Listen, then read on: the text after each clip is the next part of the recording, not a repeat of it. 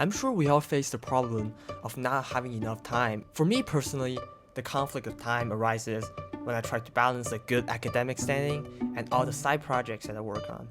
In this video, I will talk about the rule I implemented last quarter that helped me tremendously with balancing time, and some unexpected results I got from using the rule. To resolve the issue, I decided to pick up the book The 4-Hour Workweek by Tim Ferris and hopefully get some insights from the legend himself. This is not a book. I don't actually read books. I listen to audiobooks.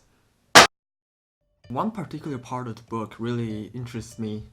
It's where Tim Ferris talked about how to have more time. The key to having more time is doing less. He goes on to talk about a few mind exercises to practice. What are the 20% of sources that are causing 80% of my problems and unhappiness? What are the 20% of sources that are resulting 80% of my desired outcome and happiness? If you have a heart attack and have to work 2 hours per day, what would you do? If you have a second heart attack and have to work 2 hours per week, what would you do? These exercises make you think about what are the important things that are effective and what are the non-important things that are costing me a lot of time. And then an idea just popped into my mind. What if I can constantly remind myself of not caring about unimportant things? What if I make a rule out of it? What if I can only do schoolwork for 2 hours per day? I know a lot of you might be a lot more efficient than I am in schoolwork. But for me, 2 hours per day, it's a big jump. I definitely had doubts before I started implementing the rule, but I still went for it. In the first few days, it turns out way better than I can ever imagine. I was able to finish all the work within the 2-hour limit and have a lot of free time. And I think there's two most important aspects that explains why I was able to be more efficient. First of all, because of the time limit, I was forced to focus on the work on hand and not, pick up my phone. It usually, once you pick up the phone, the 5-minute break would turn into 30 minutes break. But because I wasn't picking up my phone and got distracted, I was able to finish the work in a way shorter period of time. And the second aspect is only doing the work that's most important, because usually when I do work, I would just do them, but I just waste a lot of time on things that aren't important, that aren't contributing to me actually accomplish that assignment. So with the time limit, I was forced to focus on what's most important in this current assignment and just do those.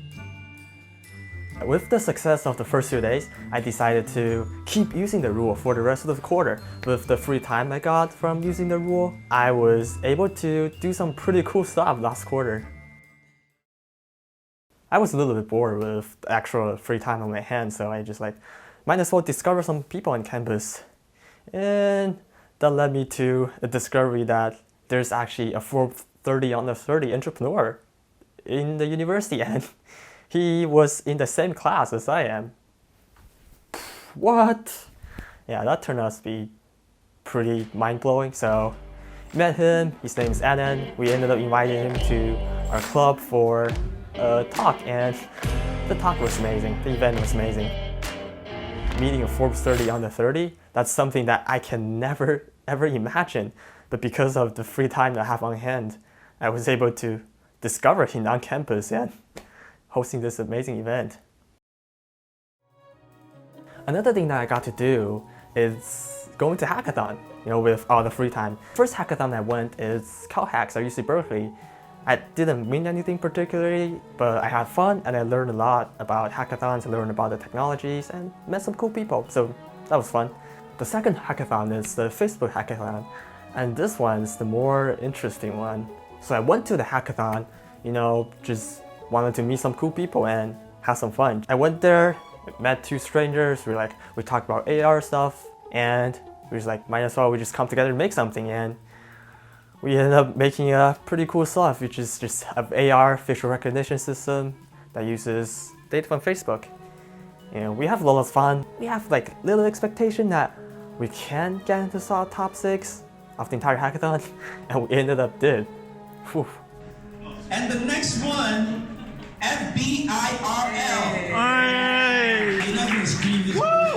Hey. Yes, top 6. Yes. Getting to top 6 was amazing. We're just like, whoa, we're so pumped. And then we have like really high expectation, like we're gonna get a category winner. Our category winner was productivity, and it's like, yeah, we're gonna get it. But you know, reality is never what we expected. And the winner is store map. After not getting the category winner, we're just like, yeah, that's fine. Yeah, it's okay. We have absolutely no expectation. But you know, reality is never what you expected, right? The winner is...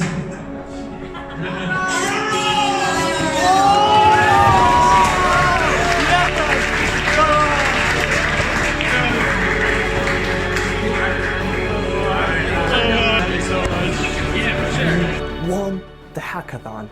We won the Facebook hackathon. Like that, it's unbelievable. Oh yeah, and that's how I won the Oculus Quest for free. Well, it's a first place prize. But anyways, I can never imagine winning the first place in a hackathon in the past few quarters. And I think that is why this rule that I implemented this quarter is so helpful, because when you have more time and you go to these events more frequently, you will naturally be exposed to more opportunities. So what do I think about the rule? I think it is amazing, and I will definitely take it to the next quarter. What I learned from this experience is that, at least for most people, it's usually not the case that we don't have time. It's most likely that we're spending a lot of time on things that don't really matter, things that aren't important, aren't contributing to what we actually want to achieve. Once we enforce the deadline and try to stick to that deadline, our mind will naturally be able to better focus on the most important aspect of that task, and thus getting a lot more done in a much shorter period of time.